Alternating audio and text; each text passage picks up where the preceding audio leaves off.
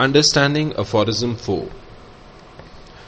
The fourth aphorism states, "He is likewise a preserver of health, if he knows the things that derange health and cause disease, and how to remove them from persons in health."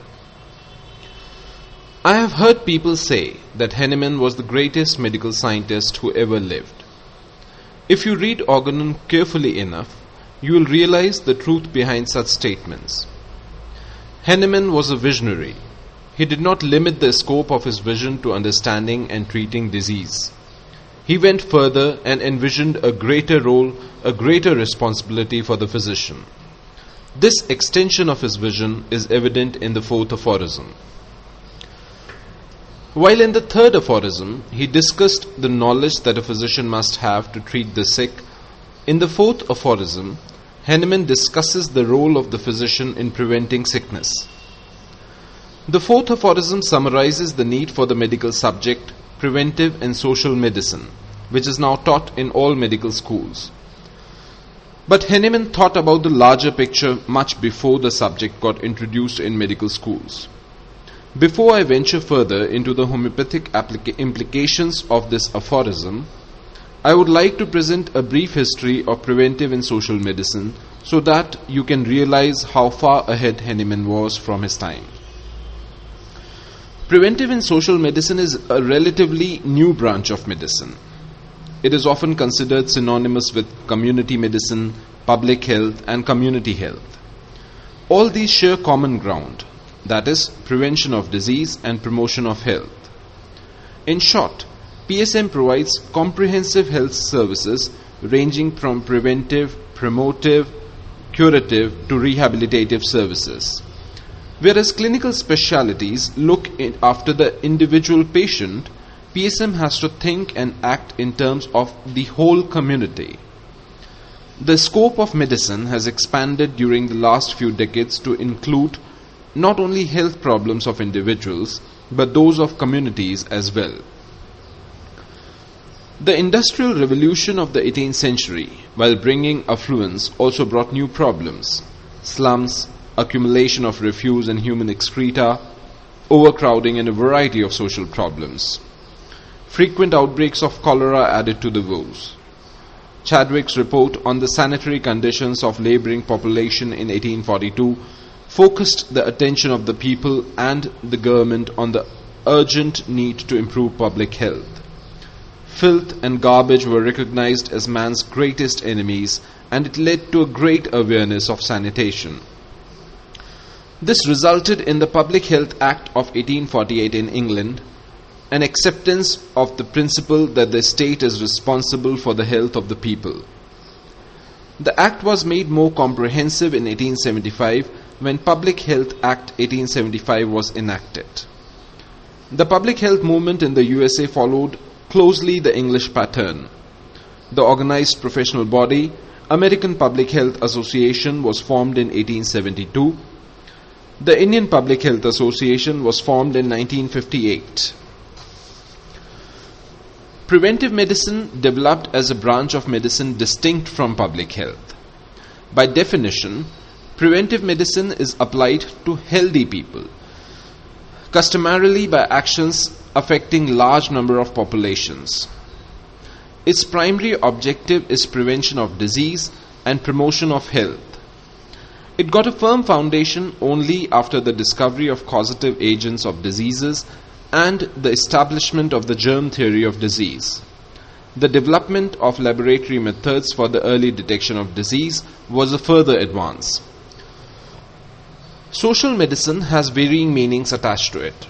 By derivation, it is the study of man as a social being in his total environment.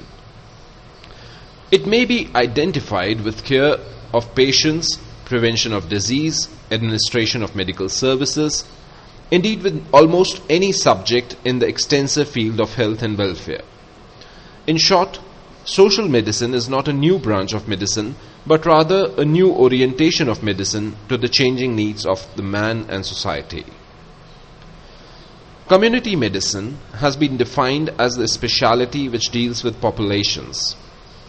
It comprises those doctors who try to measure the needs of the population, both sick and well, who plan and administer services to meet those needs, and who are engaged in research and teaching in the field. It is very evident that the true understanding of the need for preventive and social medicine developed somewhere between 50 to 100 years after Hahnemann wrote the fourth aphorism for the first time. Wasn't he a visionary, a true scientist who was able to think much ahead of his times? Now let us come back to understanding the fourth aphorism from the homeopathic perspective. I'll repeat the fourth aphorism. He is likewise a preserver of health if he knows the things that derange health and cause disease, and how to remove them from persons in health.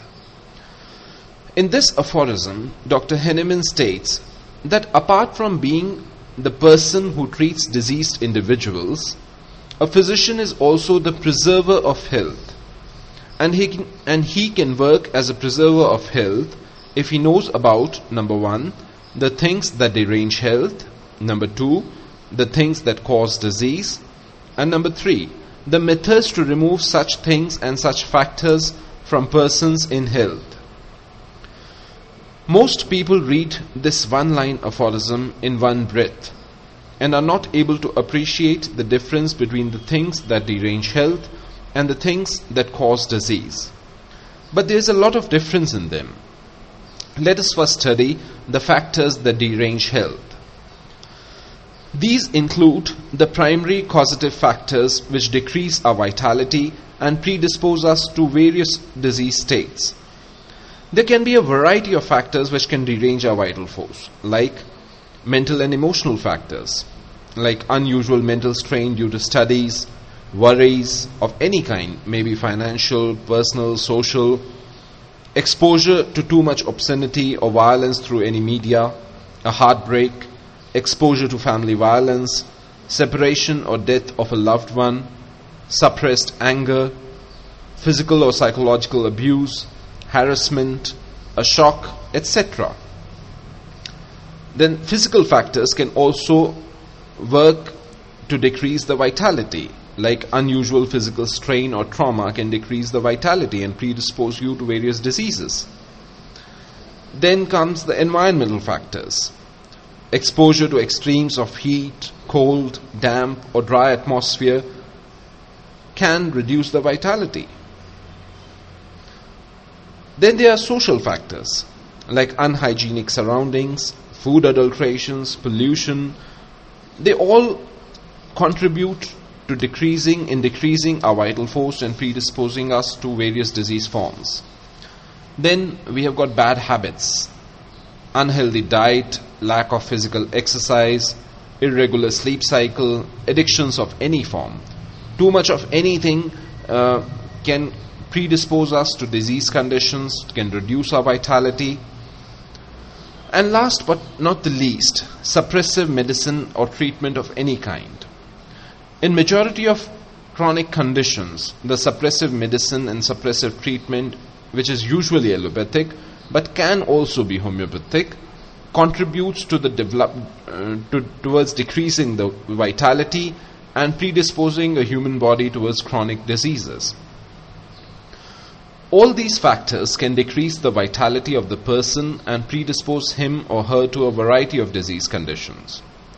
Usually, the diseases start as occasional acutes, then they become frequent acutes, and then the disease moves to some chronic state. But it can even start as an insidious chronic disease right at the beginning. What conditions the person will acquire depend a lot upon the genetic susceptibility that a person is born with. Now we come to understanding the factors that cause disease. Most homeopaths believe that the microbes are not responsible for causing diseases.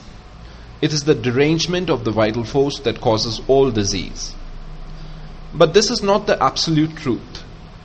The derangement of the vital force provides the fertile ground for the diseases to grow. The microbes work as the secondary cause of the disease conditions in a large majority of cases. So we can list the factors that cause disease as, number one, the microbes. The viruses, bacteria, parasites work as the factors that cause disease in nearly all acute cases and a huge proportion of chronic cases too. Number 2, the factors that derange health, the ones that we have mentioned just above. They can also work as the factors that cause disease in many chronic disease conditions which are not always dependent upon the microbes. Then the work of the physician does not stop here. The physician has to know what are the factors which predispose us to disease and how to remove them from persons in health. The knowledge of what predisposes a human being to sickness helps a physician to guide his patients and the people around him to remain healthy. A physician is not just supposed to treat a sick patient. He is responsible for giving such advice to his patients by which they can maintain their level of optimum health. He has to work as the preserver of health.